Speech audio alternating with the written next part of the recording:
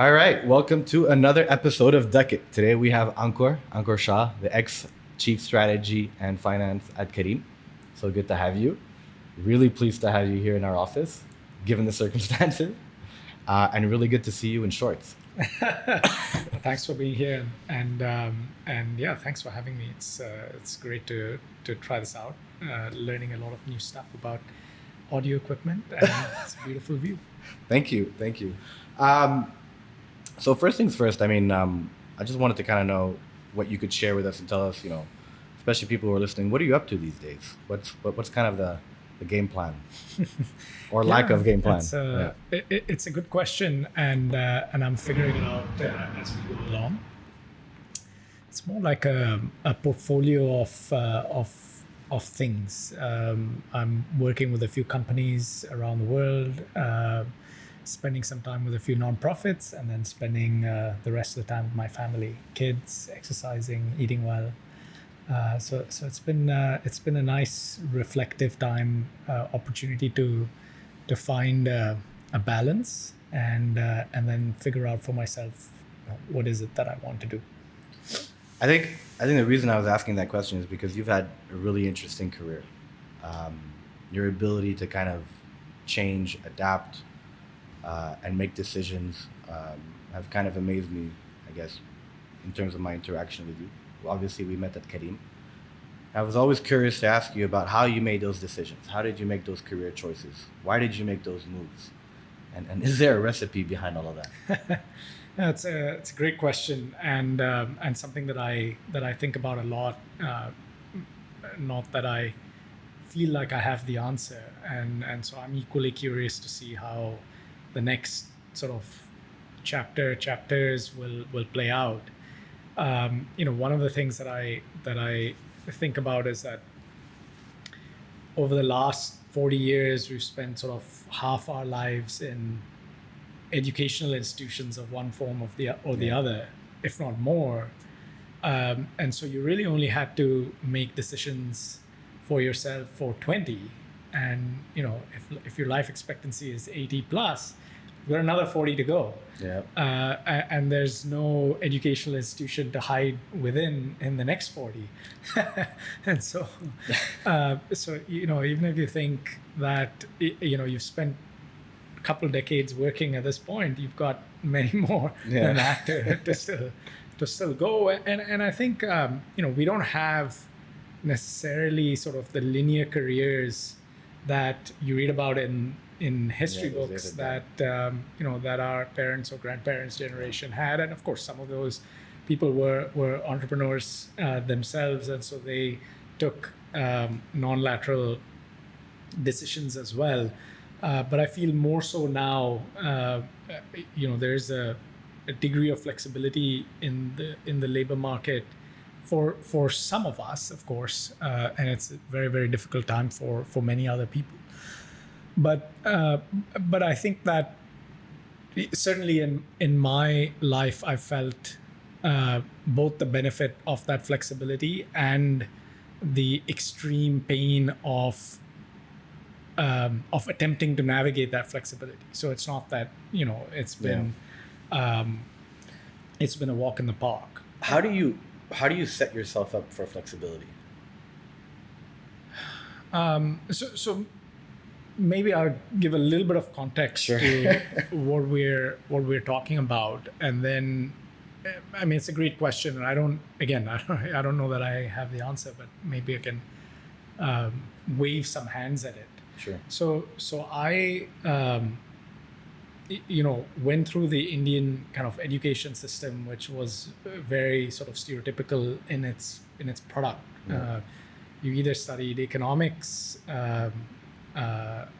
arts, sort of social sciences, or science. And then the expectations around education at the time was that if you did well, you would become an engineer, lawyer, doctor, as I think in many kind of Arabs are not very different. Yeah.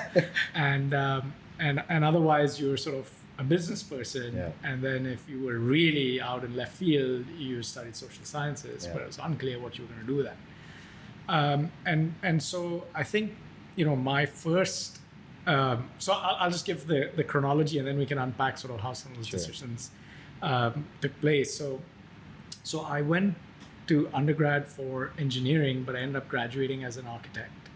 And then my first role outside of undergrad was a startup in the late 90s, early 2000s. Worked at McKinsey and then worked at a nonprofit, and then moved to a town in eastern India called Vijayawada, where I didn't speak the language or had ever visited, in a sort of entrepreneur's version of the Peace Corps to help start a business selling drinking water to villagers in eastern India. Wow. And then came back to the States for grad school, thinking that this sort of development orientation was something I wanted to sort of carry forward, and ended up coming to Dubai and working with a large kind of family office, investing in similar types of companies in emerging markets. It did not work out well at all, but I was fortunate to then work for 6 or 7 years with the venture fund that had invested in that water company that I'd helped to start. Okay. Out of Dubai. Here in Dubai, based out of Dubai. Okay. And then over the last 5 years, I've been, as you know, working at Careem until this year, when I've had the opportunity to sort of think through all of this and what it means all over again. So to your question, how do you set yourself up for that sort of flexibility? I think, the initial decisions were driven more by a sense of purpose or a lack of purpose, right? Like, sure. I think the animating question of those first couple of years for me was, well, why should we do something simply because that's expected of us to do? Sure. And if we're not going to do that, then what are we going to do and why? So this sort of, concept of going and studying engineering had no sort of deeper purpose to it other than, well, that's just what you're expected to do. Sure. And what your choices so far in science or your grades and all that kind of stuff set you up for. Yeah. So I guess we didn't really have a sort of diverse set of exposures that would allow you to ask that question in any meaningful way, nor really like lots of people to talk to, because everybody else sort of, going down the same sort of few paths. And I think in that search for meaning, my first sort of real decision point came after reading Ayn Rand's Fountainhead, which is about an architect who, and the story is told about this architect who sort of tries to create structures that are true to what he believes are fundamental truths, but that's not what society expects. And so I really admired that sort of individual clarity of purpose, and I felt that that's what was achievable through architecture. And so through a series of kind of, purely chance encounters with people who helped enormously in critical moments, I ended up spending 5 years in the architecture school at, what was one of the best architecture schools in the United States at that time, where I had gone for college purely by chance. But it was because I believed in that choice so deeply that I ultimately realized I was able to sort of carry through with the materials required to demonstrate that I have the skills to pursue that choice. But it kind of sounds to me that you didn't necessarily identify with that role, but you believed in that mindset. It kind of sounds to me like you didn't necessarily identify with being an architect, but you kind of super appreciated the perspective and aligned yourself with it in terms of its mindset, but not necessarily in the discipline. Yes, that's right. So as it turns out, I've never practiced as an architect, so I was not committed to the discipline. But I think that the thing that I was committed to was trying to figure out what was the purpose to my life, or to any of our lives, and then B, how could I help to improve the lives of other people? And the profession of architecture became a symbol and a tool to pursue that purpose of, you know, building a better world for other people. And so at that time, in those choices, with whatever exposure I had had and books that I had read, it felt like, hey, this is something that I can believe in, certainly more than a lot of other things I know. Sure. And it's a, you know, discrete profession and so on, which probably was the best choice to make, you know, at the time. And certainly in hindsight, it's hard to be able to say, well, if these are the types of things you wanted to do, what was the, you know, path of instruction you could take? I don't think there's any right answer to that. And your purpose, just to dive a bit into that a little bit. So purpose to you is defined as what? Is it a life purpose, or is it something that can shift over time? Is it, you know, there are many different perspectives of the pros and cons of having a purpose. Just yesterday, with all the election stuff happening, I have this tendency myself to sometimes, in moments of anxiety, I listen to specific people, and I fell on this link that was shared with me from a friend in Saudi Arabia who shared this with me, and it's this Saj Guru thing that I'm not into, but I started to listen to yesterday. He said, you know, this is a perfect thing to listen to because we're talking about purpose. And Saj Guru says that having a purpose is the most dangerous thing in the world, because it blinds you to the reality of many things, because you believe so deeply in that one purpose that it can be harmful as much as beneficial, depending on how you do it. And so it's a very dangerous thing. And so I don't know if I agree with that completely, but to you, purpose seems to be the kind of common thread that's taken you throughout your career and helped being, you know, the fuel that kind of got you everywhere you needed to go. How do you define purpose and your life purpose, and where you know, how that's impacted all your decisions, at least in your career? Yeah, so I think, as I said, you know, initially it was just sort of an idea that, hey, there's got to be some meaning to what we do. It cannot just be this nihilistic sort of pursuit of like more, right? Sure. And I don't know where that came from, Sure. but there was some notion of, hey, you know, the time we spend has got to mean something. Yeah. And I think it was, you know, fairly rudimentary at that time, and I don't know if it's any more meaningful now, but I think over the years it has sort of evolved through all these decisions to be sort of creating the ability for people to make better choices for themselves, right? So creating access to opportunity that allows people to, or that enables people to improve their own lives.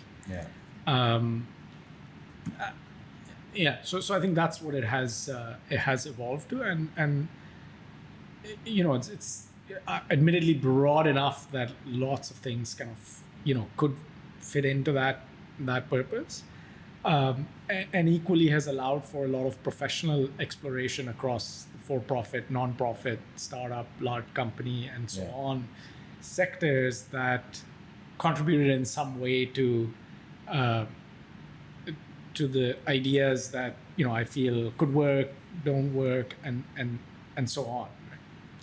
On your LinkedIn profile, you quote Eric Schmidt, and there's this quote about finding a rocket ship and just throwing yourself onto that ship, irrespective of the role, and it sounds kind of like set yourself up to have access to the right opportunities, and when the right opportunity arises, you know, latch onto it. Has that been kind of a common thread across?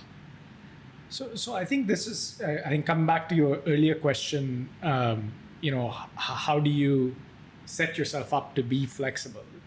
And I think, you know, finding the right people is certainly part of it, because a lot of what we do, as you guys know, depends on partnership and trust. But in order to recognize that partnership and trust, you need to develop a sense of smell for it. And so, the question is, I mean, I think, how to be flexible in your career could sound superficial and facile, which is, hey, keep an open mind and, Yeah. be around people who have an open mind and so on, right? But the reality is, obviously, it's very, very difficult to convince other people that you have the ability to do something that you haven't shown that you could do before, or you haven't shown that you've done before. And I think, even as a hiring manager, you're looking for, the easiest thing to look for is, man, have you done this thing before, right? Have you done this thing before, man? I know you can do it again, right? Yeah. So I recognize that it's very, very difficult, and certainly, I've gone through periods in my life where I felt like, man, it's like, let me just do anything, right? Like, Yeah. I'm happy to just like do anything just to keep be productive, because this is just too hard to figure out. So I think, in order to be able to figure out sort of what that partnership and trust looks like, and what like, to be able to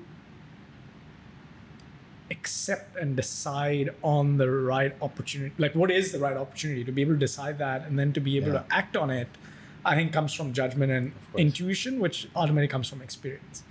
And so some of those things are random, they're going to work, and some of those things are, or some of those things are going to work extremely well if you have good judgment, and some of those things are not going to work because ultimately it's judgment. And so, I've certainly made, bad decisions of joining groups of people where there was absolutely no kind of kindred spirit at all. Yeah.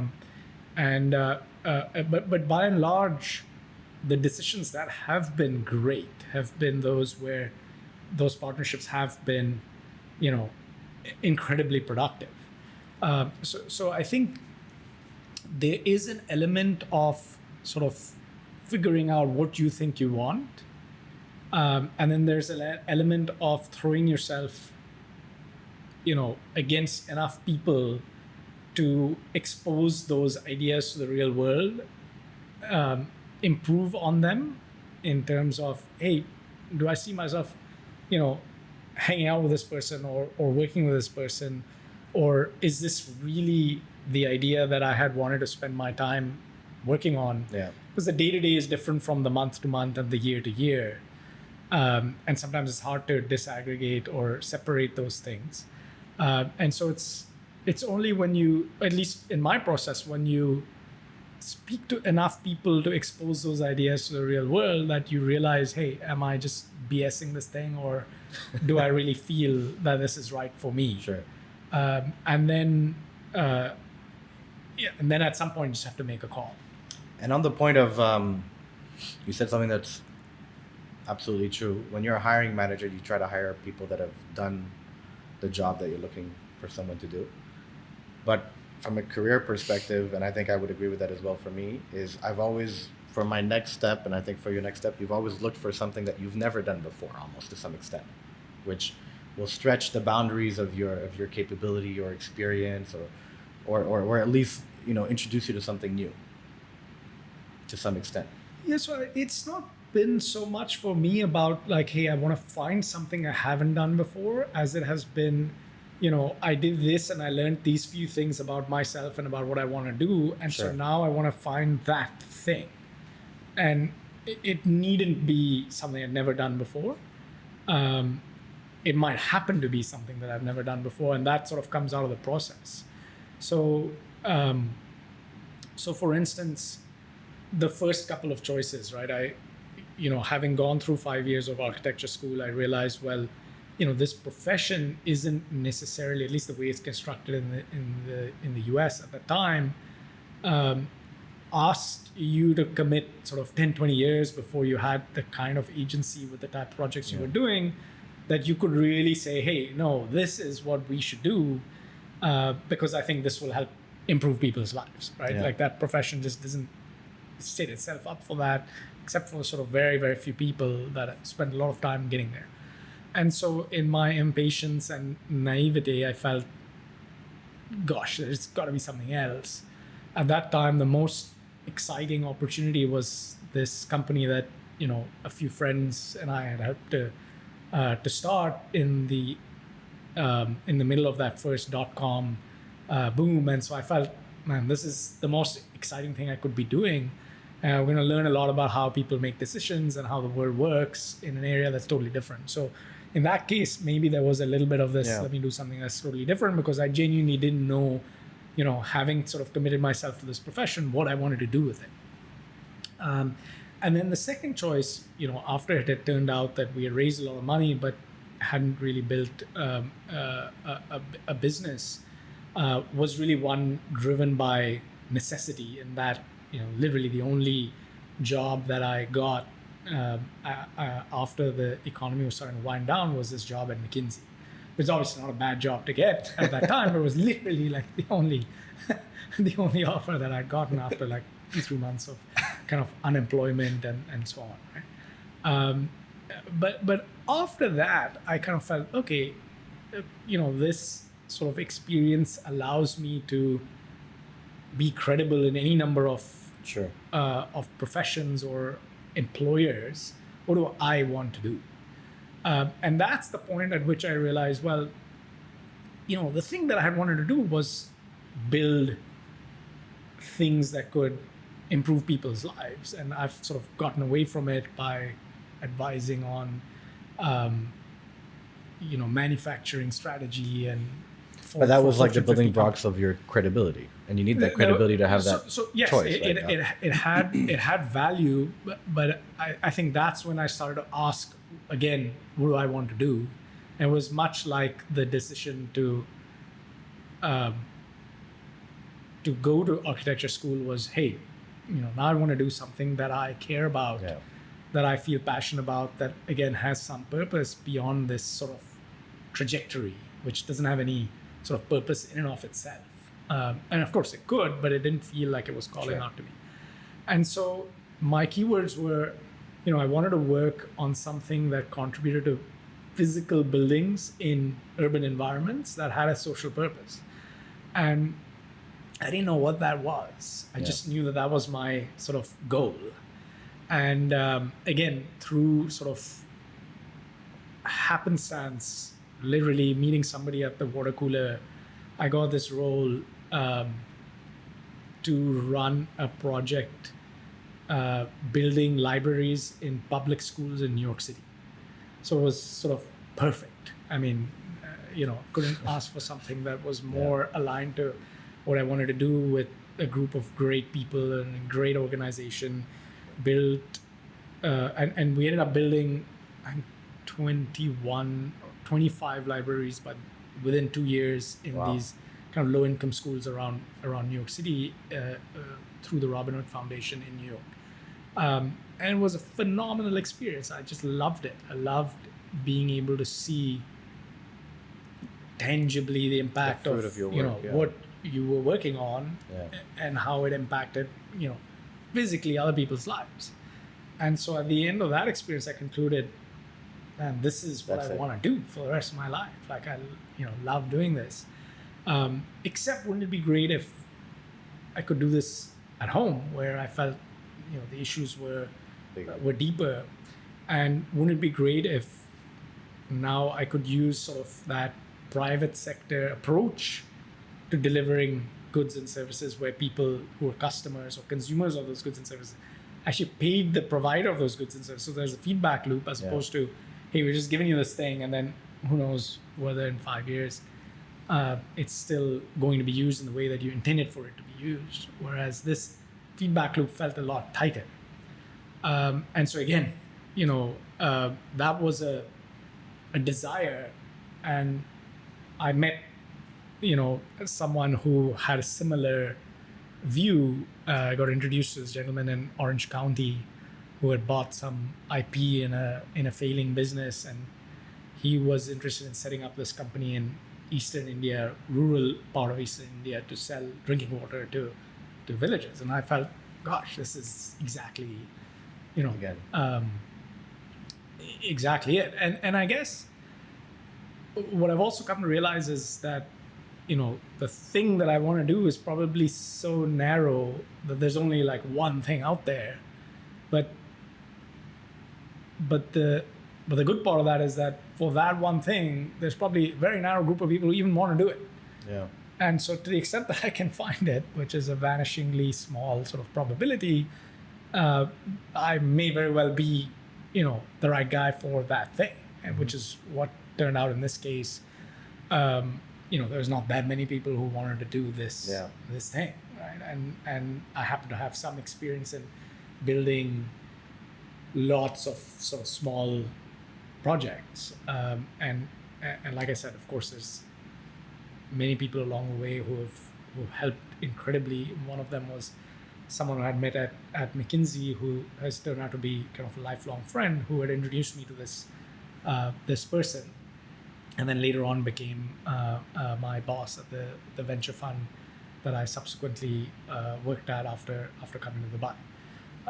So I think it was, as I said, less about necessarily wanting to do something different than about evolving what it is that I did want to do, and then going out to find it, and surviving the disappointment of taking a long time to find it, right? Which, by nature of there being only a few of these things, obviously takes a long time to find it, and for the most part, you hear rejection more than acceptance. Of course, and then that kind of, I would say, purpose kind of evolved over time, or kind of morphed into something a bit more broad, because I'm trying to see how that then transitioned to, let's say, Careem. Yeah. Because Careem's mission statement still falls in line exactly with your broader mission as a person, but it's not exactly as narrow. So I think, you know, over the course of the next sort of 6 years working with Acumen Fund, investing in development enterprises across emerging markets, I began to feel and believe in particular in the value of education, and specifically in the value of vocational or job-related education, because one of the big problems of our time, certainly in this region and certainly in South Asia, is youth unemployment, given the numbers of people that come into the labor force and the education systems that seem to be out of sync with what the labor force requires, or the labor market requires. And so we started investing in vocational training, job placement, and that's sort of what I started to focus on. And so when initially, you know, I had this conversation with Mudassir, who said, hey, would love to bring you on as our CFO. And I was thinking to myself, you know, I'm sort of the most non-traditional kind of CFO you could think of, and you know, CFO for a taxi company. Like, this is not, you know, what I thought of wanting to do. I had wanted to take on a more operational role after the venture fund in any case, so that made sense.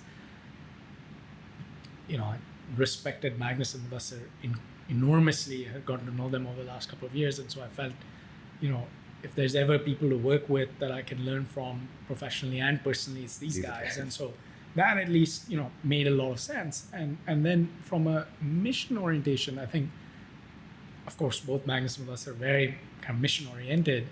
And so that felt right, that, you know, we were trying to create this ecosystem, but also that we're actually creating jobs for people on a massive scale, on a large scale. And, you know, we had built a business that was already reasonably large at that time. We just raised $10 million. How much more do you need to break even?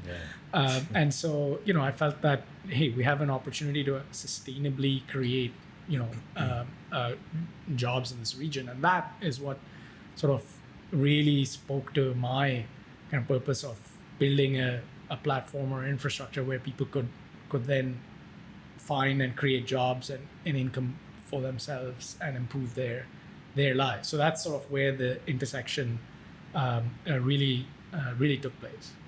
I'm trying to kind of summarize it, right? So if we had to hypersimplify your career choices and the mechanisms of your choices, it's kind of like figure out what you like, figure out your value system, your principles, your purpose, establish some credibility,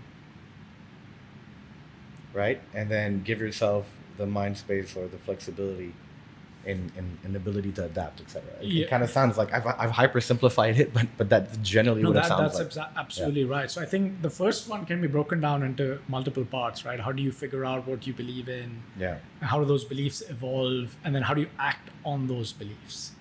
I think the second one, yeah, for sure. There's so many things from a credibility perspective that that helped enormously. And even though at the time I couldn't see the purpose of those things, it absolutely make sense to do.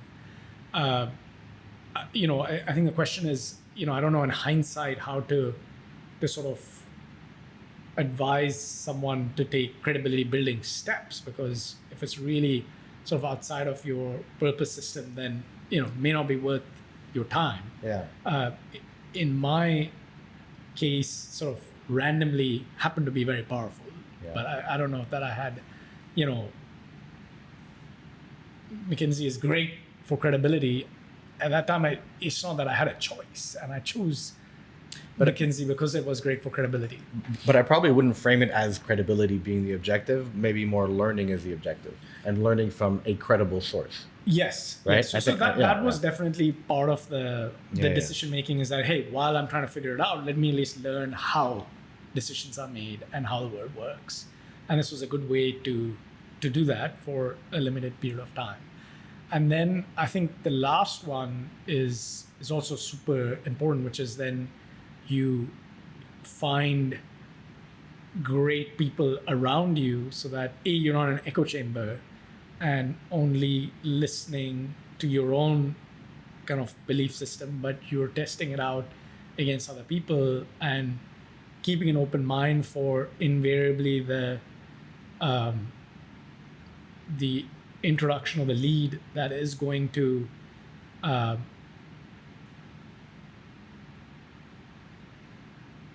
connect with your sort of both sense of purpose and sense of partnership and trust. Yeah. I mean, I generally have the same experience as you, I think, in life, in terms of spent the first part, I think, of my career trying to learn and absorb as much as I can. I don't think I was purpose driven at all in the beginning. I don't think it was even something I thought about. For me, it was probably a bit more shallow of a motivation of just making it. But I completely agree that eventually that became purpose, and that purpose then manifested itself in the decisions that I made and the people I surrounded myself with, etc. So I completely agree with your perspective. Since we both met at Careem was a special place, I think, for both of us for many reasons. Obviously, the huge success is one part of it, but I've always kind of tried to go back and deconstruct kind of the organization and understand what it was specifically that made us successful.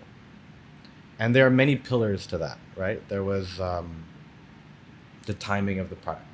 It was fantastic. There was maybe the mission and the purpose behind it that was able to rally such a big group of people and get them to do above and beyond what they would do in any other opportunity. The talent that we were able to bring together, I think, was fantastic. It was just like you were explaining earlier, just a group of people that just worked. In hindsight today, what do you think, if you could put your finger on one thing, what was the reason we were successful? Yeah, I mean, I think success is a relative. I mean, it's an ambiguous a word, and so you could define success over some time frame. And I think if you looked at Careem today, they certainly got many more dimensions to what they're doing than they were even at the time that that we were there. So I think there's a long journey ahead, and of course, and not to put a cap on that. Lots of things to do. Sure. I mean, I think the beauty of those first 5 or 7 years was, as you said, all those things are absolutely kind of components of the success. The timing, the mission, which is obviously both things are, and having this amazing group of people, which are all things that are great credit to Mudassir and Magnus for creating that environment. There's also the competition with an incredible competitor that pushed us all to give way more than we thought that we had, true. which is also a function of the timing. Yeah. But that allowed us to become one of the sort of top 5 or 10 sort of ride-hailing companies worldwide. Yeah. I mean, it's like an amazing Incredible. outcome.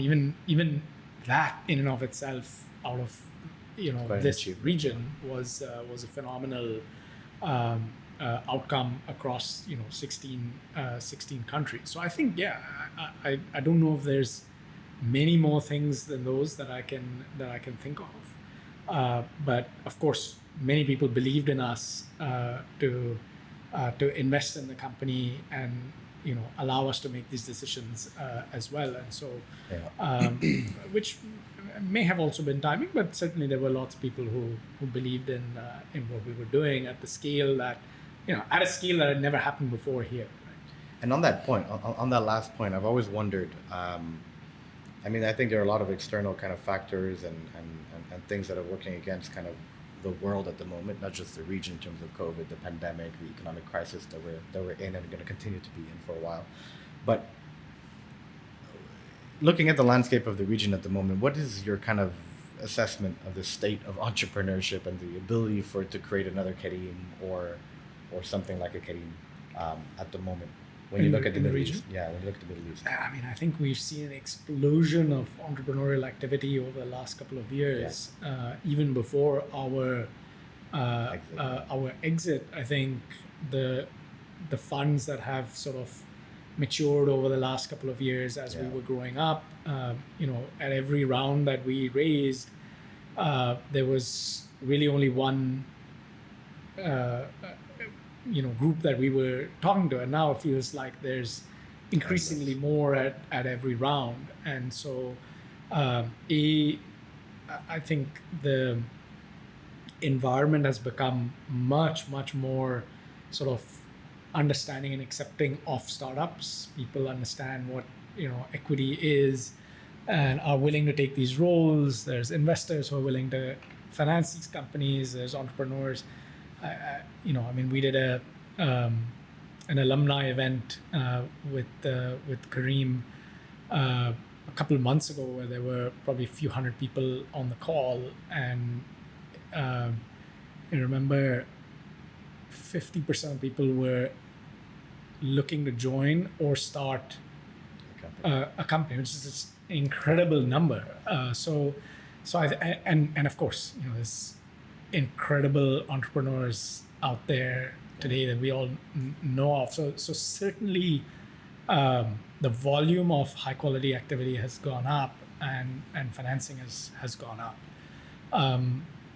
And I think there could be many such opportunities in the region now. Certainly in food and transport, there have been in finance, in e-commerce, and